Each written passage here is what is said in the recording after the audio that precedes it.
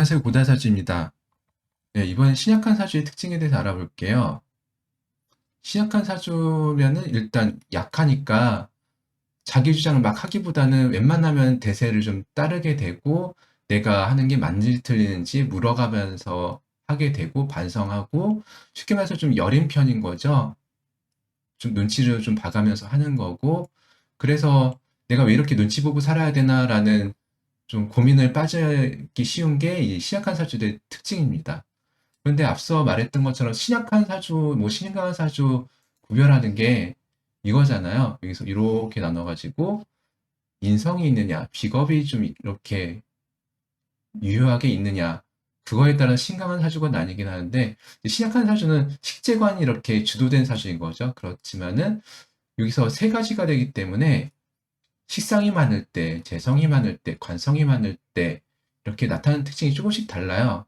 그래서 식상이 많을 때 특징을 한번 살펴보면은 식상이라는 거는 일간에서 나한테서 이렇게 오롯이 에너지가 발산이 되는 거잖아요. 그러니까 이 뜻은 뭐예요? 내가 하고 싶은 게 무엇인지에 따라서 거기에 대한 행동을 하는 거예요. 그래서 이게 식상이 잘 생각하게 되고 어느 정도 유효하게 되면은 개인적인 자질이라든지 능력 발전을 이룰 수가 있는데 만약 신약한 상태에서 식상이 막 한 두 개 이상, 세 개 정도 막 된다 그러면은 쓸데없는 행동을 많이 한다는 거죠.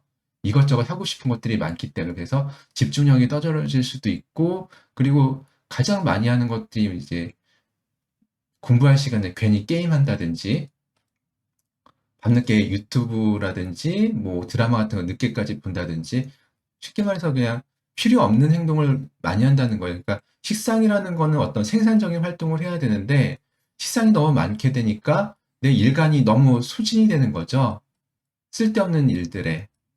그래서 집중력이 분산되고 내 전문성을 키우지 못하는 부작용이 생기게 됩니다. 네, 이번엔 재성이 많으면 어떻게 될까 한번 살펴볼게요. 재성이라는 것은 내가 극하는 거죠. 그래서 여기 표를 보시면은 일간인 내가 사회에 나가서 이렇게 재성을 극하는 겁니다. 그래서 벌이 활동이라고 해서 뭐 돈을 뜻하기도 하는데요. 보통 이제 얘기하는 거는 당장 내가 해야 될 일, 그리고 내가 다루는 어떤 영역, 그리고 또 현실적인 문제들. 그래서 당장 내가 이거 해야 되고, 저거 해야 되고, 이거 해야 되고, 해야 되는 것들을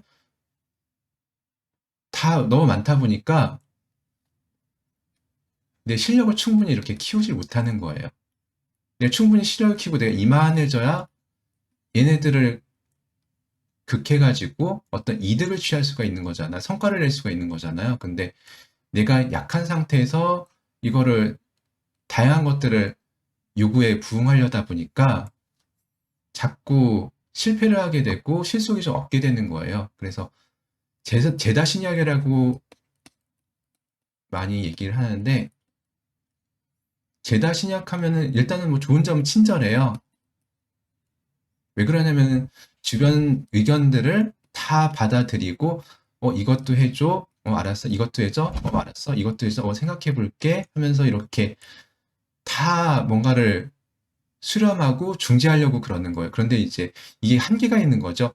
이거는 못해라고 잘라버리고 그 사이에 내 것을 좀 준비하고 나를 키워나가야 되는데 이것이 좀 약한 거예요. 그래서 이게 좀 단점이다라고 보시면 되겠습니다.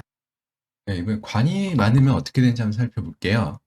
관이라는 거는 나를 이렇게 극하는 거죠. 공격하는 건데, 이게 많게 되면은 이제 나를 통제하고 제어하는 것들이 너무 많다고 생각하는 거죠. 그래서 관이라는 게 원래는 이렇게 어떤 규정된 틀 안에서 나를 보호도 하고 안정감을 느끼게 하는 건데, 이게 너무 많게 되면은 이제 보는 눈이 많은 거예요. 얘가 뭐 하나 이렇게 보는 눈 많다고 생각하고, 실제로 그럴 수도 있고 아닐 수도 있는데, 본인이 그런 거를 많이 느끼는 거예요. 그래서 남을 너무 의식하게 되고 그러다 보니까 부담감을 느끼게 되는 거죠. 부담. 그리고 스트레스. 스트레스는 달고 살죠. 그리고 과중, 과로. 과중, 과로를 좀 조심하셔야 돼요. 그래서 누가 뭐라고 하는 건 아닌데 괜히 자기 스스로 스트레스 받아 하고 뭔가 책임을 많이 떠안게 되고 눈치를 좀 많이 보게 되는 거거든요. 그래서 이게 너무 많게 되면은 소심하고 눈치 보게 돼서 좀 삶이 좀 피곤해요. 그래서 그거를 어떻게 극복할 것인지 좀 멘탈 관리를 좀 잘 해야 되고 특히 건강 관리를 좀 잘 해주셔야 되는 게 이 관성이 많을 때 조심해야 될 부분입니다. 네, 여기까지 신약한 사주의 특징에 대해서 말씀을 드렸는데요. 신약하니까 뭐 식상이 많을 때는 어떤 단점, 뭐 재성이 많을 때 어떤 단점, 관성이 많을 때 단점 이렇게 단점을 좀 말씀드려가지고 신강하는 게 오히려 좀 좋다라고 생각할 수가 있는데 꼭 그렇지는 않아요. 그냥 본인의 처세를 어떻게 하느냐 그것만 얘기할 뿐이지 시기를 논하는 건 아니거든요. 그래서 신강하면은 어떤 삶을 살아야 되냐라고 보면은 좀 총대 메고 사는 거죠. 그러니까 자기주도적으로 살고 자기주장을 하면서 살다 보니 오히려 그래서 힘들 수도 있고요.